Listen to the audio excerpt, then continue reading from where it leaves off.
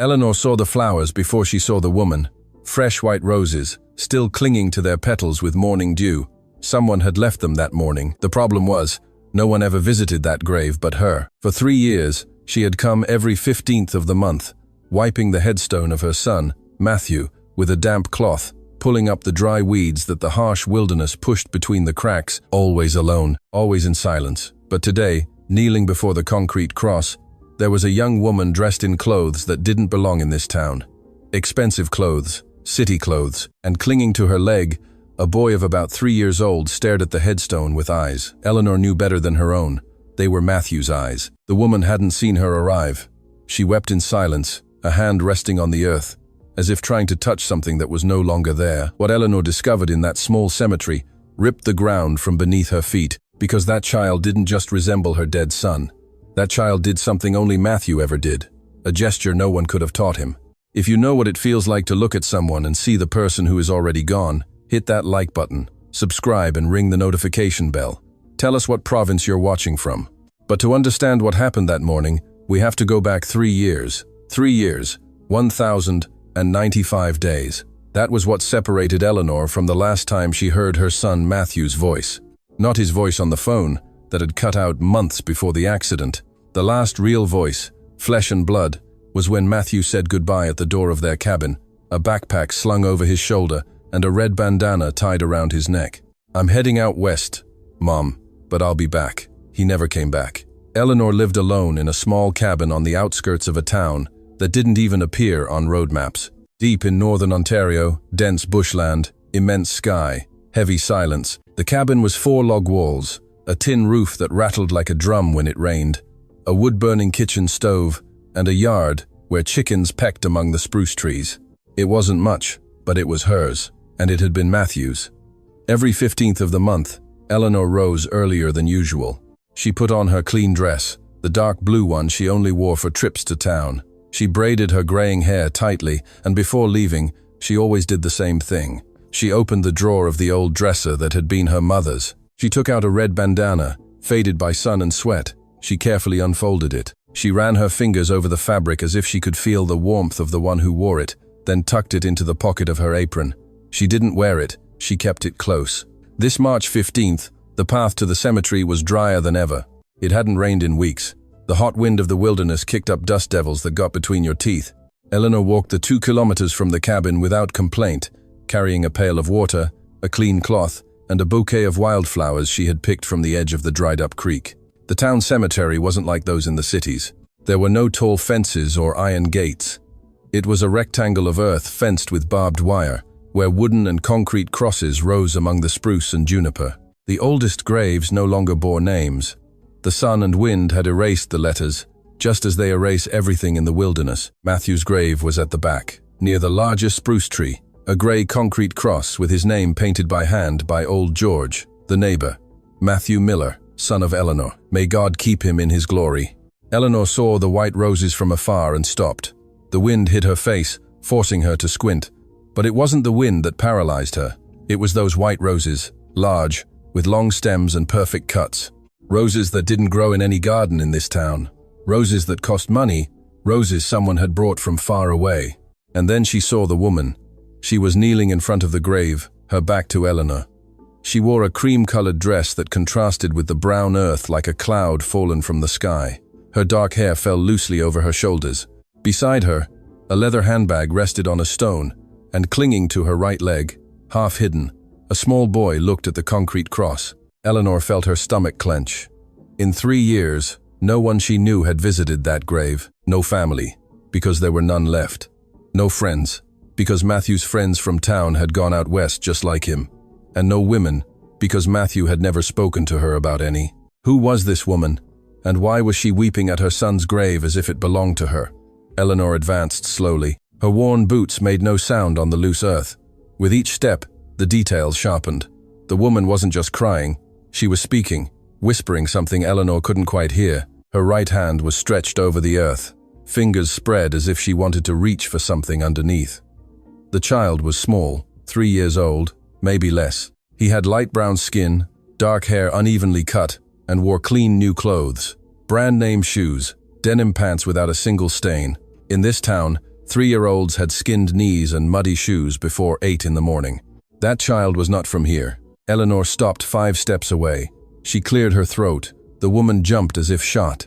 She spun around sharply, her eyes red and swollen, and Eleanor saw her face for the first time. She was young, pretty, but with a sadness that aged her 10 years. "Who are you?" Eleanor asked. Her voice came out harsher than she intended, but her heart was pounding, and when the heart pounds, the voice hardens on its own. The woman stood up quickly, wiping away tears with the back of her hand. She adjusted her dress, searching for an answer that wouldn't come. Forgive me, madam. I didn't know anyone would be here. I come every month," Eleanor said without moving. "I've been coming for 3 years, and in 3 years, I've never seen anyone here." The woman lowered her gaze. Her hands trembled. "Did you put those roses?" Eleanor asked, pointing to the bouquet. The woman nodded, speechless. "Did you know my son?" The question fell between them like a stone in a dry well. The woman opened her mouth, but what came out wasn't a word. It was a sob, a deep, old sob that seemed to have been held back for years. The woman tried. "Yes, I knew him." Eleanor looked her up and down. The expensive clothes, the handbag, the fine shoes, covered in dust from the path. This woman didn't belong in this world. Matthew was a laborer. He worked on construction sites out west. How could a woman like this have known her son? Where did she know him from? But the woman didn't answer, because at that moment, the boy let go of his mother's leg and took 2 steps towards the grave. He knelt, placed his small hand over the painted letters of the name M-A-T-T-H-E-W, and said with that tiny, clear voice children have when they speak enormous truths, "Daddy's here, isn't he, Mommy?" The world stopped. Eleanor dropped the pail. Water spilled onto the dry earth and disappeared in seconds, swallowed by the wilderness. But Eleanor didn't look at the water. She looked at the child. She looked at those big, dark eyes, with a sparkle she knew as well as her own breath. They were Matthew's eyes, not similar, not alike. They were the same eyes that had looked at her for 28 years, from the crib, from the table, from the cabin door the day he left. "What did that child say?" Eleanor whispered. Her voice was no longer harsh. It was a thread. The woman grabbed the child and lifted him into her arms, her eyes filled with panic. "It's not what you think. We have to go." "How can it not be what I think?" Eleanor took a step forward. "That child just said my son is his father. Explain yourself. Please, madam, I can't talk about this. It was a mistake to come." The woman began walking quickly towards the cemetery exit, clutching the child to her chest. Eleanor followed her, but 6-2-year-old legs couldn't keep up with 3-0-year-old ones. "Wait, don't take that child." And then it happened. The boy, startled by the shouts, did something, a small, automatic gesture he probably made 20 times a day without anyone noticing. He brought his right hand to his neck, closed it as if grabbing something invisible, and pulled it down as if untying a knot. The bandana gesture. Eleanor froze to the spot, her legs giving way. She had to grab onto a stranger's cross to keep from falling, because that gesture, that exact gesture, with the right hand, closing fingers over the neck and pulling down, was not a common gesture. It wasn't something a 3-year-old learns at school or on television. It was the gesture Matthew made every time he was nervous. Since he was 6 years old, he would grab his bandana, pull it, loosen it, retie it. A tic, a habit, something so uniquely him that Eleanor could recognize it with her eyes closed, just by the sound of the fabric sliding. No one could have taught that child that. No one. Because the only people who knew that gesture were dead, or standing there in the middle of a wilderness cemetery, watching a piece of Matthew disappear in the arms of a stranger. Eleanor heard a car engine start on the other side of the wire fence. She saw the dust cloud rise from the gravel road and stood there with the red bandana in her pocket, and the wildflowers discarded on the ground next to the empty pail. The wilderness wind dried her tears before they reached her chin. But Eleanor wasn't crying from sadness. She was crying because for the first time in 3 years, her son wasn't completely dead. Eleanor didn't know how long she stood in that cemetery. It could have been 5 minutes or an hour. The wilderness has no clock. It only has sun, wind, and silence. And all three remained there as if nothing had happened. She picked up the empty pail, gathered the wildflowers from the ground, already wilted by the heat, and placed them on Matthew's grave, beside the white roses the stranger had left. Her flowers looked humble next to those roses, small, dry, but they were what the wilderness gave her. And Eleanor had never been ashamed of having so little until today. Today, for the first time, she looked at her flowers and felt they weren't enough, that she wasn't enough, that there was an entire piece of her son's life she didn't know, and that piece had just fled in a car with license plates she hadn't even managed to read. She walked back to the cabin, her body heavy and her head throbbing. The midday sun beat down mercilessly on the back of her neck.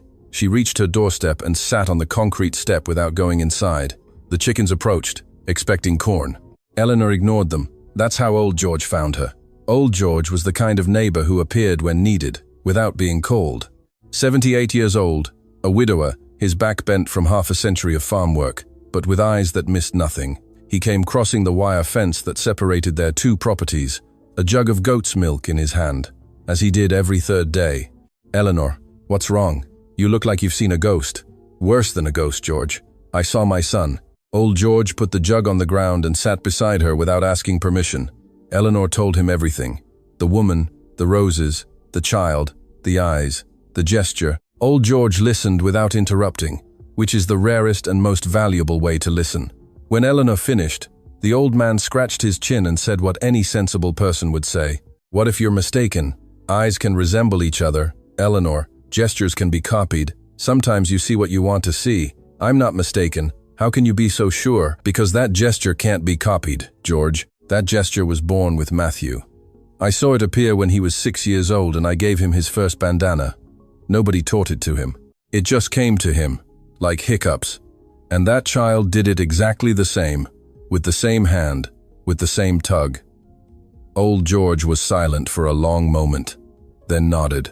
"I saw a strange car parked on the bend of the old road this morning," he said slowly. "Black, fancy, the kind that never comes through here, not even by accident. It had British Columbia plates. British Columbia, Vancouver, over 1,000 kilometers from this town where not even buses came. Why didn't you tell me before?" Eleanor asked. "Because a fancy car parked isn't news, woman. Now it is." Eleanor stood up from the step. She needed to think. And when Eleanor needed to think, she went to only one place.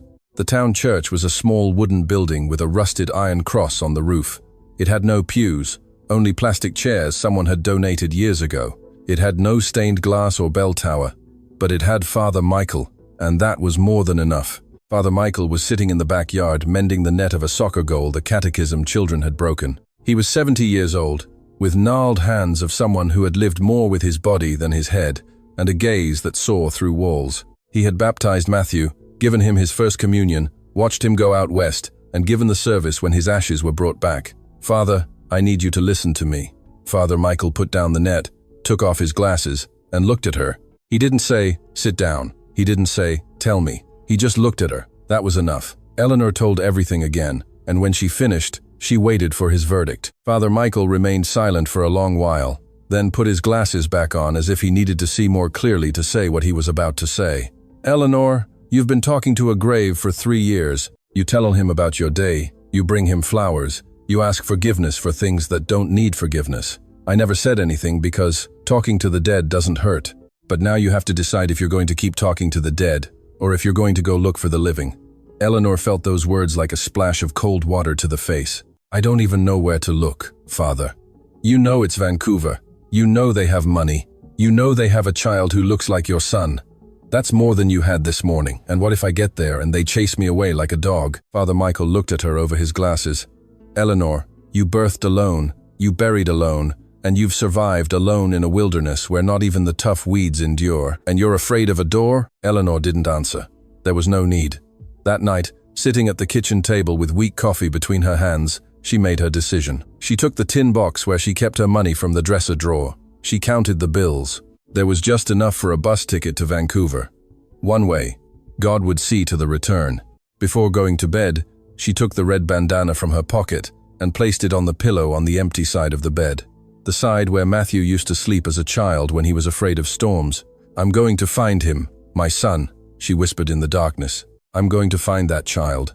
Outside, the wilderness was silent, but for the first time in 3 years, the silence didn't feel empty. Eleanor had never ridden a passenger bus. She knew the pickups that took people to the next town, the logging trucks where she sometimes hitched a ride to the market, but a real bus with numbered seats and air conditioning, that was something else entirely. Old George drove her to the Winnipeg bus terminal, in his old pickup at 4 inches the morning. The gravel road from their town to the paved highway took almost 2 hours, and Eleanor didn't want to miss the 7 o'clock departure. "This will help you," old George said as he parked in front of the terminal. He handed her a folded piece of paper. "My friend Fred, from the gas station at the junction, told me something. He says the black car stopped for gas the same day you saw it at the cemetery." The driver asked him for directions back to the highway to Vancouver. Fred asked him where they were coming from, and the man said, "From the Caldwell's place," that the lady wanted to make a stop before heading back. The Caldwells. Eleanor branded that name into her memory like a cattle iron. "Caldwell from Vancouver," she repeated. "That's all there is, woman. But in Vancouver, there can't be that many wealthy Caldwells. Ask around. You know how to ask." Eleanor put the paper in her apron pocket next to the bandana. She hugged old George.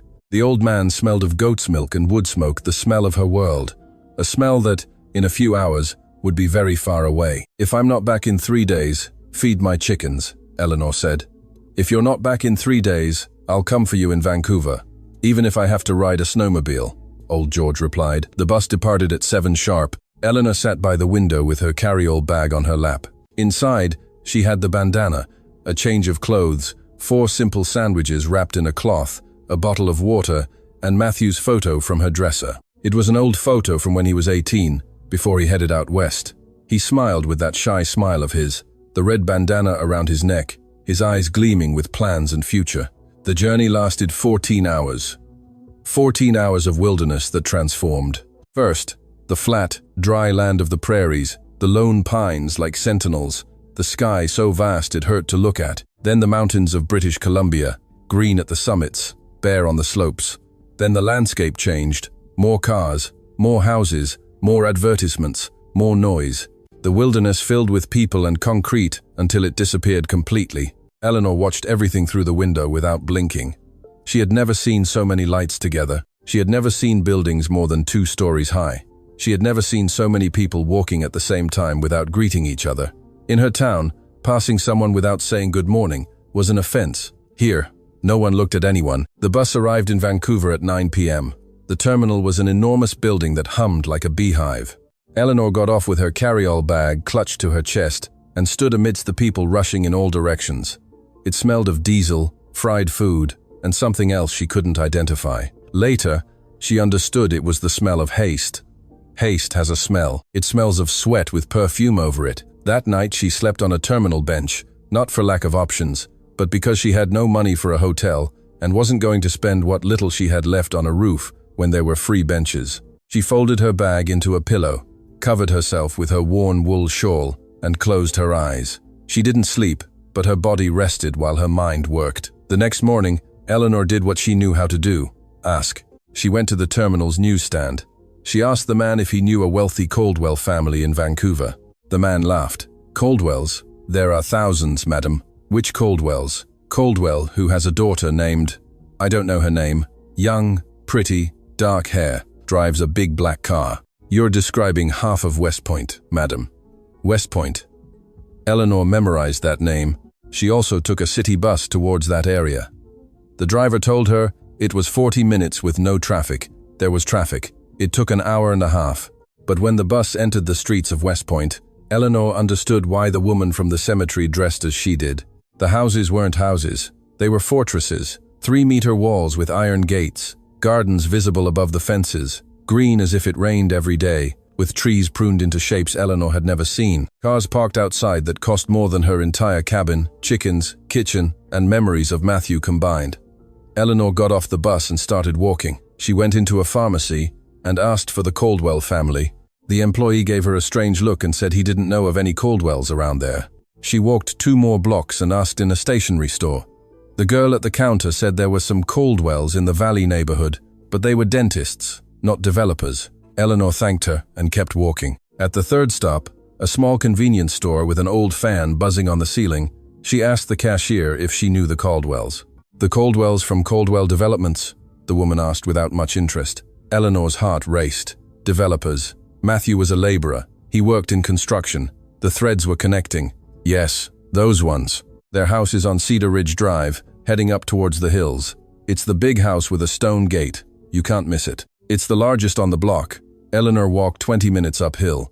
The Vancouver sun was different from northern Ontario's. It wasn't dry and clean, it was humid, heavy, sticky. Her blouse clung to her back, her boots slipped on the smooth pavement. And then she saw it. The Caldwell house had no barbed wire fence. It had a sand-colored, carved stone wall, taller than any wall Eleanor had ever seen. A black iron gate with the family name forged in gold letters. Behind the wall, the tops of trees peered out, as if asking permission to leave. The sound of falling water could be heard. A fountain, a luxury as alien to Eleanor as the sound of the ocean. To the right of the gate was a guardhouse with a security guard inside. A young man in uniform, with dark glasses and a look of professional boredom. Eleanor stood on the opposite sidewalk. She looked at the gate, looked at the guardhouse, looked at her dusty boots, her worn carry-all bag, her dark blue dress that was her best clothes in town, and here looked like a rag. She remembered Father Michael's voice. "And you're afraid of a door?" Eleanor crossed the street, planted herself in front of the guardhouse, and knocked on the glass with her knuckles. The guard looked her up and down, not removing his glasses. "What can I do for you, madam?" "I'm looking for the Caldwell family. I need to speak with the lady of the house."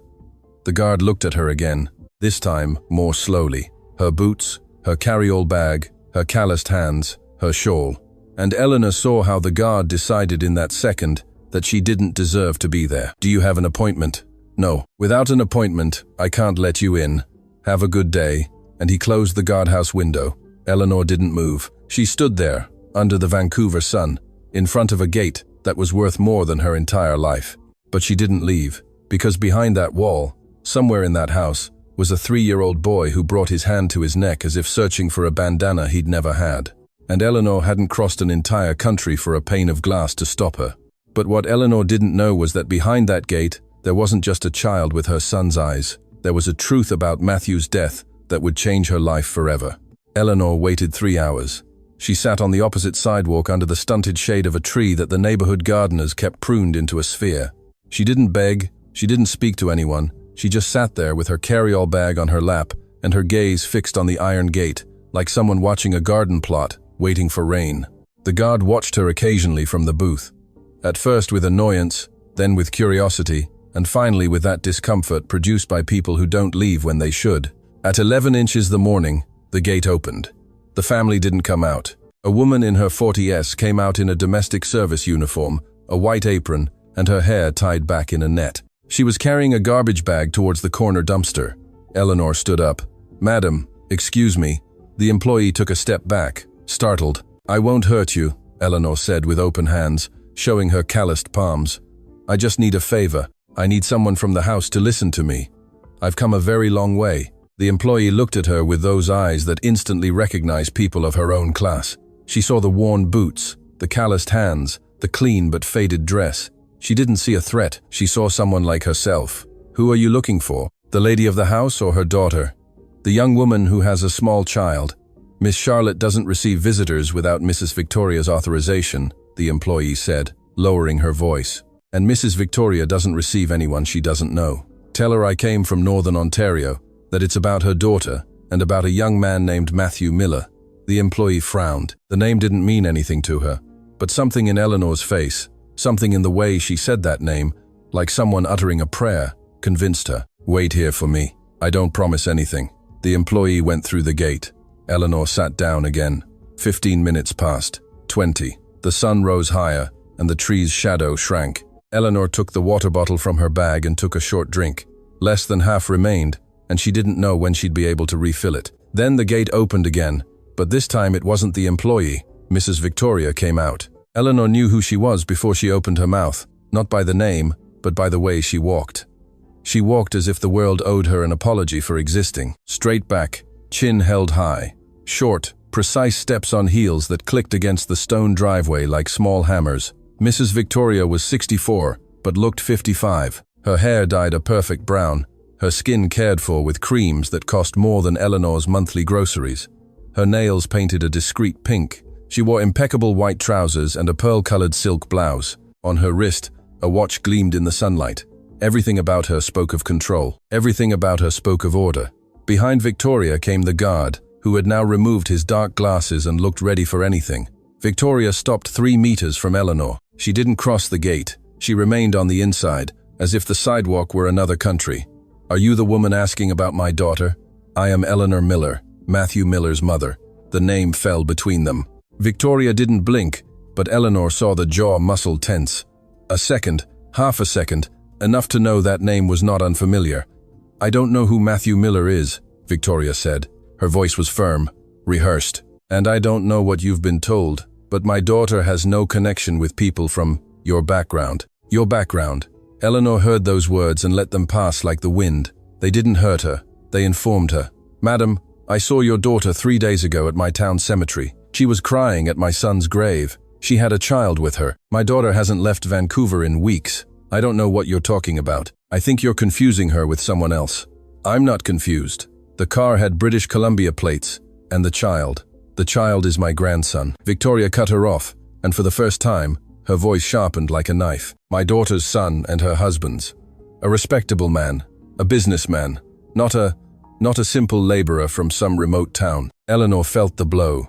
Not to her pride, but deeper, in that place where mothers guard the memory of their children. Matthew wasn't a simple laborer from some remote town. Matthew was a man who went to work so his mother could eat, who sent money every 2 weeks without fail, who tied a red bandana around his neck and built walls under a sun that melted asphalt so others could live in houses he could never afford. But Eleanor said none of that, because dignity isn't explained, it's demonstrated. "I'm not here for money, madam," Eleanor said. Her voice didn't tremble. "I'm here for my son's blood." Victoria pressed her lips until they turned white. "Look, Miss Miller, I don't know who sent you or what you're looking for, but I'm going to tell you something clearly so you don't waste any more of your time or mine. My family has no connection with you or your son, and if you approach this house or my daughter again, I will call the police. Is that clear?" "It's clear that you're afraid," Eleanor said without raising her voice. "And people who have nothing to hide aren't afraid." The silence that followed lasted 3 seconds. They were the 3 longest seconds of Eleanor's life. "Get her out of here," Victoria told the guard without looking back. She turned on her heel and began walking towards the house. The guard approached Eleanor. He didn't touch her, but he stood so close she could smell his cheap deodorant under his uniform. "You heard the lady. Leave." Eleanor got up from the sidewalk, picked up her carry-all bag, adjusted her shawl over her shoulders, and began walking towards the corner with the same calm with which she had arrived. But after 10 steps, she stopped, because the gate hadn't fully closed yet. The iron leaves moved slowly, heavily, automatically, and through the gap that remained open, Eleanor managed to see the garden. It was green, absurdly green for a city in Western Canada, with grass cut like carpet, shrubs with red flowers, and a stone fountain in the center where water fell with a sound that seemed from another planet. And there, by the fountain, was Nicholas. The boy was playing with a toy car on the stone edge. He moved the wheels with his fingers, concentrated, oblivious to the world of adults and their wars. He wore a clean white t-shirt and denim shorts, his feet bare on the grass. And 3 meters from him, sitting on a garden bench with a glass in her hand and eyes swollen from having cried all morning, was Charlotte. Charlotte looked up at the exact moment Eleanor peered through the gate's gap. Their eyes met. It wasn't a casual glance, it was a collision. Charlotte opened her mouth. No sound came out, but Eleanor read 3 things on her face at the same time. Fear, shame, and something else. Something that resembled relief, as if Charlotte had been waiting for someone to come looking for her. The gate closed with a metallic thud that echoed on the empty street. Eleanor stood staring at the black iron. From the other side, she heard Nicholas's voice, muffled by the wall, talking to his toy car with that absurd seriousness children have when they play alone. Eleanor reached into her pocket, touched the bandana. The fabric was warm from the sun. She wasn't leaving Vancouver. Not yet. Not without that child. But now she knew something she hadn't known before. Not only was she searching, on the other side of the wall, someone also wanted to be found. The question was whether Charlotte would have the courage to open the door her mother had just closed. Eleanor spent that night on a park bench closest to the Caldwell's house. No one chased her away because in West Point, parks are so clean and empty at night that even the security guards don't bother to check them. She lay down her shawl, used her carry-all bag as a pillow, and looked at the stars. They were the same stars visible from the cabin, but here they seemed more distant, as if even the sky moved away from poor people. By 6 inches the morning, Eleanor was already awake and sitting on the same sidewalk opposite the house. She didn't knock on the guardhouse. She didn't insist with the guard. She just sat and waited with the patience the wilderness teaches. At 8, the gate opened. A silver car came out, driven by a chauffeur. In the back seat, Eleanor could just make out Mrs. Victoria checking her phone. The car passed in front of her without stopping. Mrs. Victoria didn't look at her, or pretended not to. It didn't matter. At 9, the same employee from the day before came out to sweep the sidewalk in front of the gate. Seeing Eleanor, she stopped. "Madam, did you sleep here?" "I've slept in worse places." The employee looked into the guardhouse. The guard was distracted with his phone. "Miss, Charlotte goes to the artisanal market every Tuesday. She takes the child. She leaves at 10. The employee lowered her voice until it was barely a whisper. "Today is Tuesday." Eleanor nodded once. She didn't say thank you with words. She looked into her eyes, and the employee understood. The artisanal market was unlike any market Eleanor knew. There were no canvas stalls, no shouting vendors, no flies on the fruit. It was an enclosed, air-conditioned building where people bought imported cheeses and bread that cost what Eleanor spent on groceries for a week. But it was a public place, and in public places, there are no gates or guards to tell you that you don't belong. Eleanor entered and sat on a bench in front of the juice bar, where she could see the main entrance. At 10:15, Charlotte entered. She was alone with Nicholas. The boy walked by her side, holding her hand, looking at everything with that ravenous curiosity of a 3-year-old. Charlotte wore dark glasses, her hair tied back, and simple clothes for what Eleanor had already seen in that neighborhood. She seemed to want to go unnoticed. Eleanor stood up. Charlotte saw her from 5 meters away. She stopped dead. The color drained from her face. She looked sideways, searching for someone, perhaps hoping to see Victoria, Robert, the guard. There was no one, just Eleanor, standing by a bench with her carry-all bag and her worn boots. "Please," Charlotte said. Her voice broke from the first syllable. "Please, don't do this here. I didn't come to make a scene, my dear," Eleanor said. And that word, my dear, escaped from her soul without permission. "I just want to talk for 5 minutes. If after 5 minutes you want me to leave, I'll go and I won't come back." Charlotte looked at Nicholas. The boy observed Eleanor with curiosity, without fear. 3-year-olds don't have a radar for social danger. They only see faces, and Eleanor's face was a good face, wrinkled by the sun, weathered by the wilderness, but good. 5 minutes, Charlotte said. They sat at a table in the back of the food court. Nicholas was entertained by a napkin. Eleanor folded into a paper bird, a trick she had taught Matthew when he was that same age. The boy took it, turned it, laughed. Charlotte took off her dark glasses. Her eyes were red, not from today, but from years. "I know who you are," Charlotte said before Eleanor could speak. "You're Matthew's mother, and you're the woman who was crying at his grave." Charlotte nodded. Her chin trembled. "That child is Matthew's son." The question hung over the table like smoke. Charlotte closed her eyes. When she opened them, she was no longer holding anything back. Yes, a single word, 3 letters, and Eleanor's world split in 2 and reassembled at the same time. "Tell me," Eleanor said. "Tell me everything." And Charlotte told her. She told her that she met Matthew on a construction site her family's company was building on the outskirts of Vancouver. She was there to supervise some finishes because she was studying architecture. Matthew was building a wall under the July sun with the red bandana tied around his neck and his hands full of mortar. They didn't speak that day, nor the next, nor the next. But on the 4th day, Charlotte tripped over a cable, and Matthew grabbed her arm before she fell. "Careful, engineer," he said with a shy smile. And Charlotte knew at that instant that she was lost. They met secretly for 8 months in cafes far from downtown, in parks where no one from her family went. In the small apartment Matthew rented with 3 other workers, and which he cleared out for her on Sundays. Matthew cooked her eggs with bacon and homemade bannock that he made by hand. And Charlotte said she had never eaten anything more delicious in her life. "Matthew talked about you," Charlotte said, looking at Eleanor with bright eyes. "He told me you were the strongest woman in the world, that you lived alone in a cabin in the middle of nowhere and never complained. He told me he wanted to take me to meet you, but he first had to save money to fix up the cabin, because he was ashamed of how you lived, especially with the leaky roof." Eleanor swallowed. Matthew never told her anything, not a word, not a hint. "Why didn't you look for me when he died?" Eleanor asked. Charlotte lowered her gaze. "Because Robert forbade me," and there appeared the name Eleanor didn't yet know, but that would change her life. Charlotte recounted how Robert discovered the relationship. An employee on the site saw them together and gossiped. Robert arrived at Matthew's apartment one night. Charlotte heard the shouts from the kitchen where she had hidden. Robert told Matthew that if he didn't disappear from his sister's life, he would destroy his life, that he would make sure he was blacklisted. that he would invent a record for him, that he would make sure he couldn't find work anywhere in Canada. Matthew wasn't scared. He told Robert that he loved Charlotte and would fight for her. A week later, Matthew was transferred to a site in northern BC, a construction project in the mountains in a high-risk area with cheap materials and safety measures that existed only on paper. Robert signed the transfer order. He knew the conditions, he knew the risks, and he sent Matthew anyway. The scaffolding collapsed on a Tuesday morning, Charlotte said. Tears streamed down her cheeks, and she did nothing to stop them. Matthew and 2 other workers. The other 2 survived with injuries. Matthew didn't. Eleanor felt the table move. It wasn't moving. It was she who was trembling. When I found out, I was already 2 months pregnant, Charlotte continued.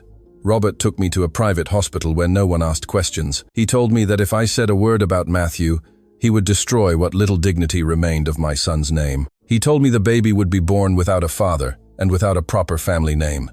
He told me the only way to give him a future was to marry Arthur, a business associate, a marriage of convenience. Arthur knew the truth, but the Caldwell name suited him, so he agreed. "And your mother?" Eleanor asked. "Does Mrs. Victoria know?" Charlotte shook her head. "My mother thinks Nicholas is Arthur's son. Robert told her I had an affair with a worker on the site, but that he resolved it before it became a bigger problem. My mother believes Robert saved me from making a mistake.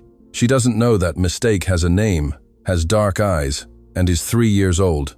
Eleanor looked at Nicholas. The boy continued playing with the paper bird, oblivious to everything, oblivious to his entire life being a lie constructed by a man who believed that protecting meant controlling. "Charlotte," Eleanor said. Her voice was a thread, but firm. "My son's death was an accident." Charlotte looked her directly in the eyes. The site was classified as high risk. Robert knew it. There were reports. Matthew had no experience at height. He had never worked on scaffolding. Robert sent him there knowing all of that. It was deliberate. I don't know if he wanted him to die, but I know he didn't care if he did. Eleanor closed her eyes, clenched her fists on the table until her knuckles turned white. She felt something she hadn't felt in 3 years of silent mourning. It wasn't sadness. It was fury. A black, hot fury that rose from her stomach to her throat, like a bitter tide. Her son didn't die from bad luck. He didn't die because God willed it. He died because a rich man decided his life was worth less than a family name. When she opened her eyes, Charlotte had something in her hands. She had taken it from her handbag. It was a cloth handkerchief carefully folded. She placed it on the table and slowly unfolded it. Inside was a red bandana, not Eleanor's. It was another, darker, more worn, with stains that time hadn't been able to erase. Mortar, sweat, construction dirt. "He was wearing it the day he died," Charlotte whispered. "They gave it to me with his things at the hospital. I kept it. It's the only thing I have of him." Eleanor looked at the bandana on the table, reached into her pocket, and took out hers. She placed it beside it. 2 red bandanas, 2 pieces of the same fabric, of the same life, separated by death, and reunited on the table of a wealthy market by 2 women who loved the same man. Eleanor took Matthew's bandana with one hand, and with the other, she took Charlotte's hand. "My dear," Eleanor said, and this time the word didn't escape. She said it deliberately. "You are not alone anymore." Charlotte let out a sob that came from so deep inside that Nicholas looked up and stared at his mother with wide eyes. "Mommy, why are you crying?" Charlotte wiped her tears and smiled at the boy. "Because I'm happy, my love." Nicholas looked confused. Then he looked at Eleanor and extended the paper bird to her. "Here, madam, so you don't feel sad too." Eleanor took the paper bird, her hand trembling, and brought it to her chest as if it were gold. And at that moment, at a market table amidst the smell of expensive bread and the noise of people buying cheeses she would never taste, Eleanor met her grandson. Charlotte took 2 days to gather her courage. 2 days, during which Eleanor slept on the park bench, ate cold sandwiches with salt, and waited. She didn't pressure her. She didn't send messages. She knew that what Charlotte was about to do was harder than anything she herself had done in 62 years of life. Because Eleanor had faced the wilderness, poverty, loneliness. But Charlotte was going to face her own mother, and there is no harder wilderness than that. On Thursday at 9 inches the morning, Eleanor received a call. Charlotte had bought a disposable phone and given her the number at the market. "Come to the house. My mother is here. Robert isn't. He went to a site in Calgary. It's now or never." Eleanor washed her face in the park fountain.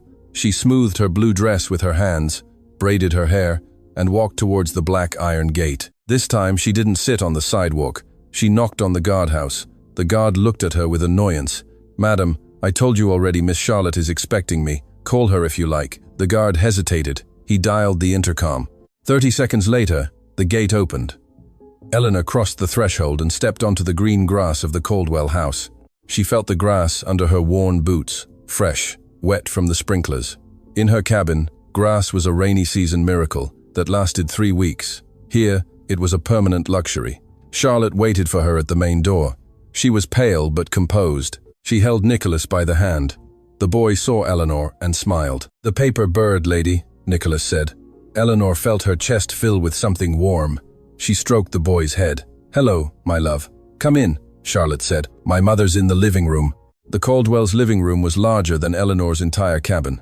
Marble floors, cream-colored leather sofas, paintings on the walls that looked like museum pieces. Everything smelled clean, of fresh flowers, of money. And in the midst of it all, sitting with her back straight and an untouched coffee in her hand, was Mrs. Victoria. Victoria saw Eleanor enter, and her expression hardened like setting cement. "Charlotte," Victoria said without rising, "can you explain what this woman is doing in my house?" "Mom, I need you to listen to something, and I need you to listen to the end before speaking." "I have nothing to listen to. I told you clearly that Nicholas is Matthew's son." Charlotte said it bluntly, without preamble, without softening it, without preparing the ground. She let it out like dropping a stone to the bottom of a well, and the silence that followed was the sound of that stone falling. Victoria didn't move. The coffee cup trembled in her hand, but she didn't move. Her face went through 3 expressions in 2 seconds: confusion, disbelief, and fury. "What did you say?" "Nicholas is not Arthur's son. He's Matthew Miller's son, the worker from the site, the man Robert forced me to leave, the man who died." Victoria put the coffee cup on the table with a dry thud. She stood up. "You've lost your mind," Victoria said. Her voice trembled, not from fear, but from rage. "This woman brainwashed you. She sought you out, found you vulnerable, and filled your head with lies to get money. It's the oldest trick in the book, Charlotte. I can't believe you're so naive. Nobody brainwashed me, Mom." "Then what? Are you going to tell me you've been lying to me for 3 years? 3 years looking me in the face, every Sunday at family dinner with my grandson in your arms, knowing he was the son of a stranger? He wasn't a stranger. He was the man I loved." Victoria turned towards Eleanor. Her eyes were 2 knives. You came to destroy my family. I don't know what you told my daughter. I don't know what proof you invented, but I swear to you, if you don't leave this house right now, I will make you regret ever crossing the country. Eleanor didn't back down. She didn't raise her voice. She didn't lower her gaze. She stood in the middle of that marble living room with her worn boots and her blue dress and said what she had come to say. "Mrs. Caldwell, I didn't come to destroy anything. I came to find what's left of my son, and what's left of my son is that child. That child is my grandson. He's also mine." The phrase floated between the 2 matriarchs like an invisible border. 2 women of the same age, the same pain, from opposite worlds, claiming the same child. Victoria took out her phone. "I'm calling Robert. He'll clear up this madness." "Call him," Charlotte said. "Call him and ask him why he transferred Matthew to the northern BC site a week after he found out I was with him. Ask him why that site was classified as high risk. Ask him why Matthew, who had never worked at height, ended up on a 15-meter scaffold without a harness." Victoria stopped with the phone halfway to her ear. She looked at her daughter as if seeing her for the first time. "What are you saying, Charlotte?" "I'm saying Robert knew. He knew about Matthew and me. He knew about the pregnancy and decided to solve the problem by sending him to a place where the chances of something going wrong were extremely high. Your brother would never do something like that. My brother did that and more. Mom, he forced me to marry Arthur to cover up the shame. He made me sign papers saying Nicholas is Arthur's son. He threatened to take the child away from me if I spoke. I've been living in a prison with a garden and air conditioning for 3 years." Victoria collapsed into the sofa. The phone lay dead in her hand. Her face was no longer furious. It was that of someone whose floor was being pulled out from under them. "It's not true," Victoria murmured, but she no longer sounded sure. She sounded like someone repeating one thing, so as not to have to believe another. "Look at the child, madam," Eleanor said. Victoria turned her head. Nicholas was sitting on the marble floor by the coffee table, playing with a pencil. The adult's shouts had made him nervous, and when Nicholas got nervous, he did what he always did. He brought his right hand to his neck, closed his fingers as if grabbing something, and pulled down the bandana gesture. Victoria saw it. She didn't understand what it was, but she saw it. A strange, repetitive gesture that didn't fit anything. Eleanor took Matthew's 8-year-old photo from her pocket. She placed it on the table in front of Victoria. Matthew smiled with the red bandana around his neck, his right hand gripping the fabric, pulling it down. The same gesture, the same hand, the same tilt of the head. Victoria looked at the photo, looked at the child, looked at the photo, looked at the child. "That gesture isn't taught, madam," Eleanor said. "It's born, just like the eyes, just like the blood." Victoria didn't answer, but Eleanor saw something she didn't expect to see. She saw Mrs. Victoria's eyes fill with water. Not from rage, but from something worse, doubt. And doubt in a woman who has always had certainties is the beginning of a collapse. At that moment, the main door burst open. Robert entered the living room with his suit jacket wrinkled and his tie loose, as if he had driven 3 hours non-stop from Calgary. Someone had warned him. Perhaps the guard, perhaps the employee. It didn't matter. He was there. "What's going on here?" Robert said, looking at Charlotte, then at Eleanor, then at his mother. His voice was one of control, but his eyes were alarm. "Robert," Victoria said. Her voice was no longer that of a matriarch. It was that of a mother searching for the truth. "Did you send a worker named Matthew Miller to the northern BC site?" Robert's silence lasted a second too long. A single second, but it was enough. "I don't know what you're talking about, Mom." "Yes, you do," Charlotte said. "Charlotte, this is ridiculous. Who is this woman? What did you tell Mom?" "I told him the truth, Robert. Everything." Robert looked at Eleanor with contempt. He sized her up, just like the guard, just like Victoria on the first day. But unlike them, in Robert's gaze, there was something more. There was fear. "Mom," Robert said, turning towards Victoria, "these people want money. It's a setup. The woman from the sticks is looking for a payout and use Charlotte because she knows she's weak. You can't believe her." Victoria's voice cut him like a knife. "Look me in the eyes and tell me you didn't know Charlotte was pregnant with that young man when you transferred him." "That's a lie," Robert said without blinking. "I didn't know anything about any pregnancy. Transfers are decided by operations, not me." "Your signature is on the order, Robert," Charlotte said. "I saw it. Dated September 7th, 9 days after you found out." Robert loosened his tie, a quick, nervous gesture. The living room was cold from the air conditioning, but Robert's forehead gleamed with sweat. "Mom, this is absurd. They're setting a trap for me, the two of them. This woman comes from a forgotten town, and suddenly she knows dates? She has proof? Don't you see it's a setup? Then tell me you didn't do it," Victoria said. Her voice was no longer a knife, it was a whisper, and the whisper was worse. "Tell me you didn't know, and I'll believe you, but look me in the eyes when you say it." Robert looked at his mother, looked her straight in the eyes as she asked. He opened his mouth, closed it, opened it again, and what came out wasn't what he wanted to say. "Mom, I did what I had to do to protect this family." That phrase was the confession Robert didn't want to give, because he didn't say, "It's not true." He didn't say, "They're lying." He said, "I did what I had to do." And everyone in that room, even he, knew he had just incriminated himself. Victoria kept looking at her son, her eldest son, the one who had carried the company since he was 25, the one she believed was the pillar of the family. And for the first time in her life, Victoria didn't know what to say. She slowly turned towards Eleanor and looked at her. There was no longer contempt, no longer fury. There was something Eleanor recognized because she herself had felt it many times. It was the pain of a mother who discovers her son is not who she thought he was. What happened in the following days wasn't an earthquake. It was something worse. It was the silence after the earthquake, when the cracks slowly open and each one hurts more than the last. Victoria didn't speak to anyone that night, didn't eat dinner, didn't leave her room. She sat in front of the desk where her late husband used to sign the construction company contracts and opened the company files that Robert kept in the cloud. Victoria wasn't a tech-savvy woman, but she could read a legal document like someone reading a recipe. She had spent decades signing balance sheets alongside her husband. It didn't take her long to find it. The transfer order for Matthew Miller to the northern BC site bore Robert's signature. The date was September 7th, exactly 9 days after an employee reported seeing Charlotte with a worker from the Vancouver site.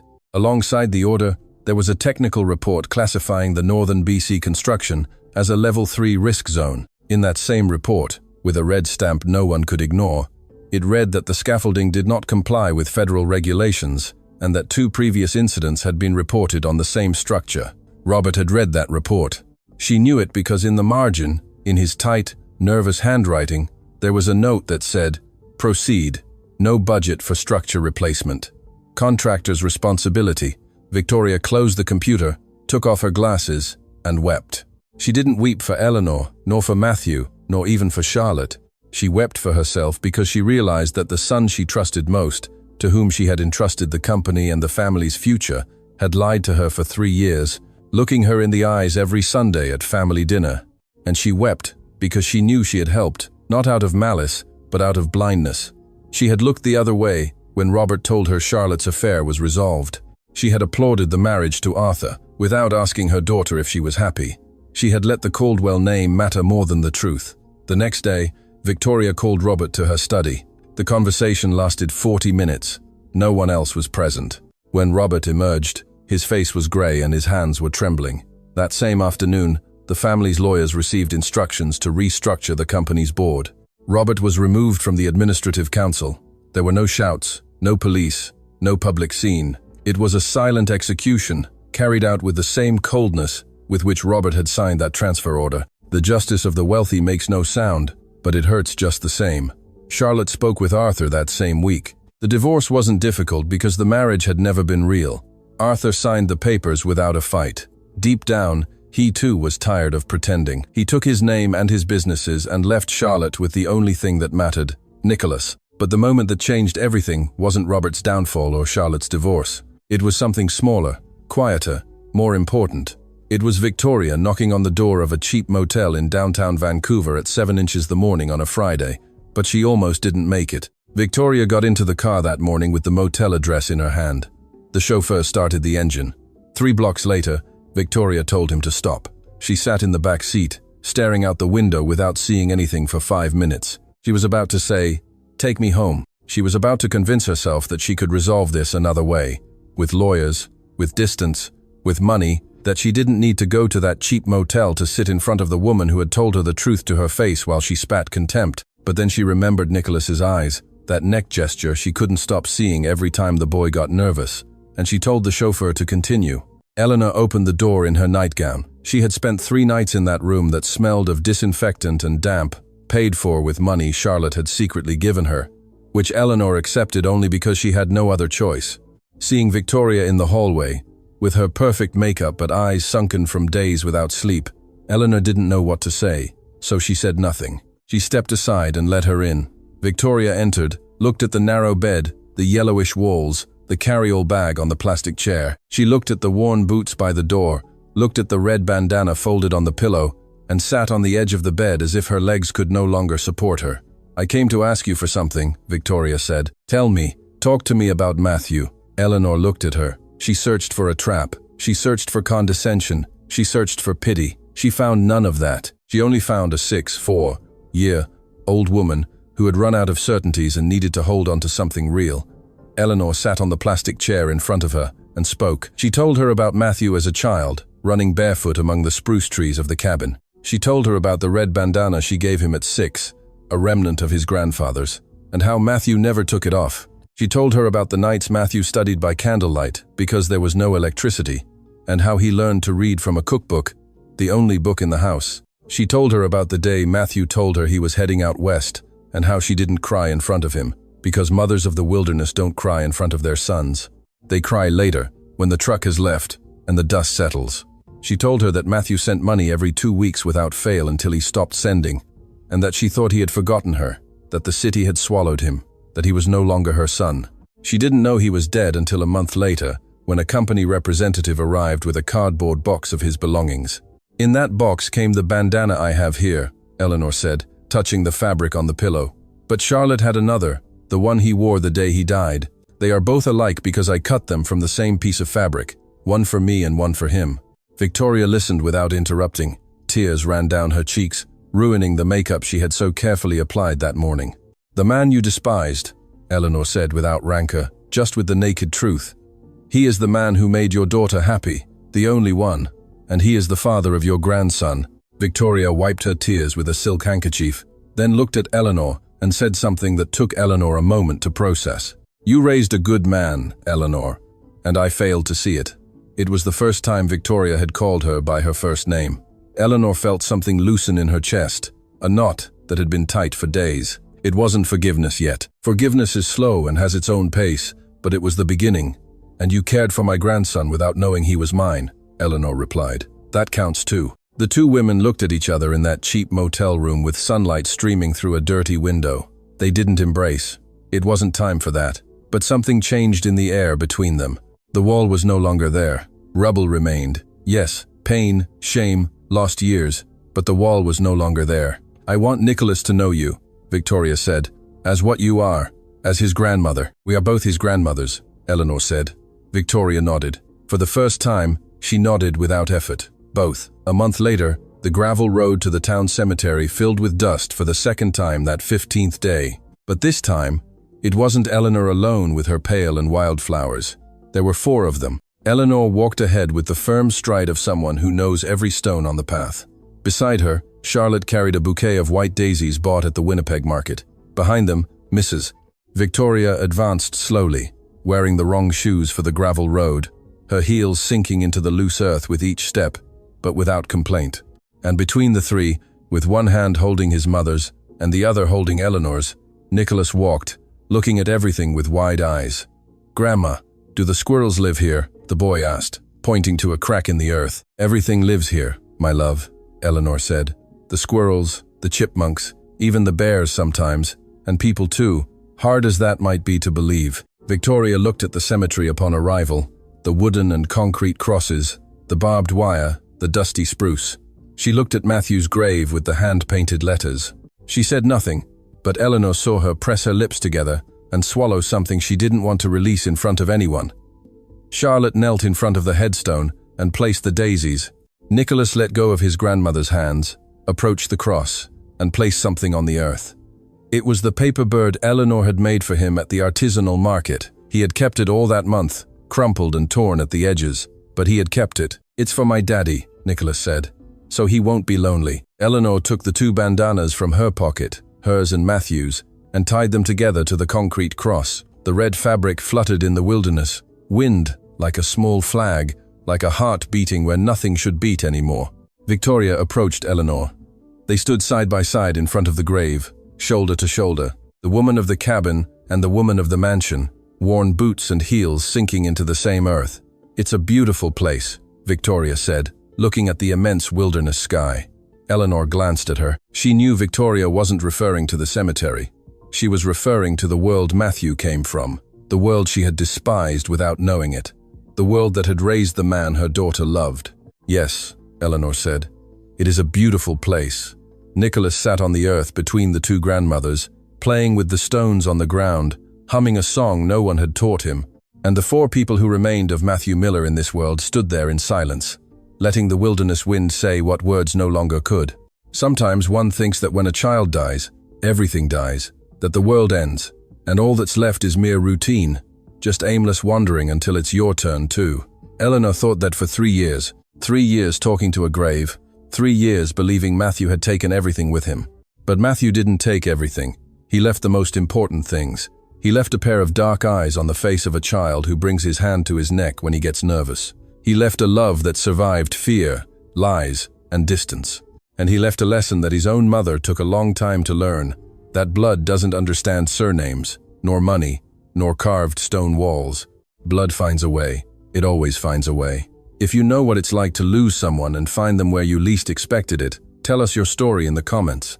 Subscribe for more stories like this, and share it with someone who needs to hear it. Because sometimes all it takes for life to change is a 15th day, a cemetery in the wilderness, and a child who speaks the truth without knowing he's speaking it.